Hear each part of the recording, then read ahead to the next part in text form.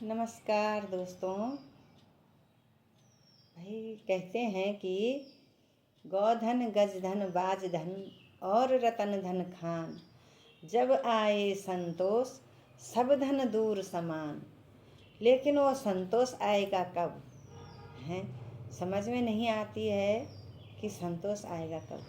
अब गौधन गजधन, गौधन जिस आदमी के पास पहले बहुत गाय भैंस गायों का धन रहता था तो उसको बहुत बड़ा आदमी माना जाता था। और फिर उसके साथ साथ गज, अब हाथी घोड़े भी जिसके पास रहे तो वो और बड़ा आदमी हुआ है। गोधन गजधन और बाजधन, और फिर उसके पास मोटर गाड़ी जहाज तो और बड़ा आदमी। तो लेकिन इससे भी संतोष जब नहीं आया तो कहते हैं लोग कि जब आए संतोष तो सब धन दूर समान। जब संतोष आने लगता है तो ये सब धन दूर समान, इनकी तब फिर कोई ज़रूरत आदमी को महसूस नहीं होती है।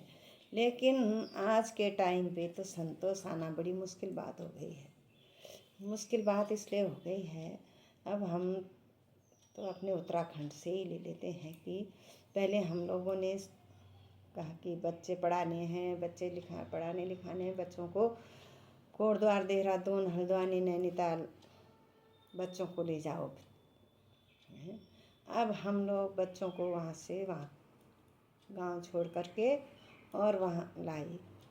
चलो उस समय गांव में भी ज़्यादा सुविधाएं नहीं थी पढ़ने की। 4-5 गांव के बीच एक स्कूल होता था, उस स्कूल में 1 या 2 टीचर होते थे और कम से कम 40-50 बच्चों से भी ज़्यादा बच्चे 1 से और 5 तक की कक्षाओं में होते थे। और 1 से 5 तक की कक्षाओं में 1 और 2 टीचर। अब आप ही लोग सोच लो कि कैसे वो मैनेज जो टीचर करते रहे होंगे और कैसे में बच्चे पढ़ते रहे होंगे। तो उस समय की कुछ बात ही और थी कि बच्चे बहुत थे, टीचर कम थे, सुविधाएं दूर दूर से बच्चे पैदल भी आते थे। 4-5 गांव के बीच, 5-6 गांव के बीच एक स्कूल होता था। अभी तो घर गांव में फिर भी नज़दीक नज़दीक स्कूल पहले तो प्रत्येक गांव में है, नहीं तो 2 गांव के बीच एक स्कूल तो है ही। और बच्चे रह गए अब 2-3-3-4, और उन बच्चों के बीच 1 या 2 टीचर, 1 भोजन माता, और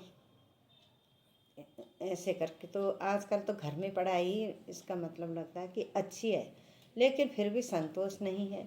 जो बाहर आए, देहरादून कोटद्वार दिल्ली देहरादून नैनीताल पिथौरागढ़ जो लोग आए, अब उन लोगों का मन वहाँ से नहीं भरा। उन्होंने कहा कि अब बच्चे उनके दिल्ली, बम्बई, बेंगलोर इन सिटियों में फिर गए।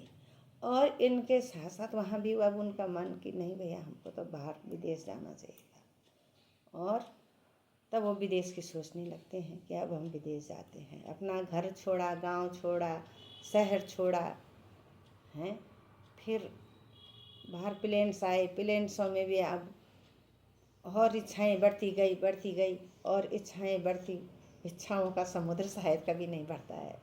और फिर विदेश, अब विदेश जाके आजकल क्या स्थिति हो रखी है, आजकल अब उनको लग रहा है कि स्वदेशी अच्छा है। लेकिन मेरा कहने का तात्पर्य ये है कि हमको थोड़ा अपनी दिल की इच्छाएं, जो हमारे मन में जो इच्छाएं जागृत होती रहती है ना, थोड़ा उन पे अंकुश लगाना चाहिए हमें। और जिस प्रकार से कहा गया, गौधन गजधन बाजधन और रतन धन खान, जब आए संतोष सब धन दूर समान।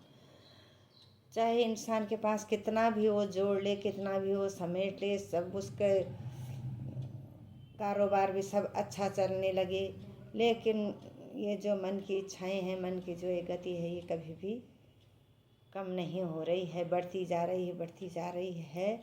और बढ़ने के साथ साथ ये हाल या हो रहे हैं कि पहले छोटे घर गांव, तब छोटे अपना शहर, अपना देश, तब गए विदेश हैं। अब विदेश जाके फिर माँ बापों को भी भूल गई। तो क्या करना है, ऐसा धन कमा के और ऐसा पैसा जोड़ के ऐसे सुख सुविधाएं जब कोई किसी को चैन से नहीं जीने दे रहा, चैन से नहीं है। सब भागा दौड़ी लगे हैं। थोड़ा विश्राम दो इस ज़िंदगी को, थोड़ा विश्राम करो, जो कि मन को थोड़ा सुकून महसूस हो और लोग सुकून से रहने की कोशिश करें।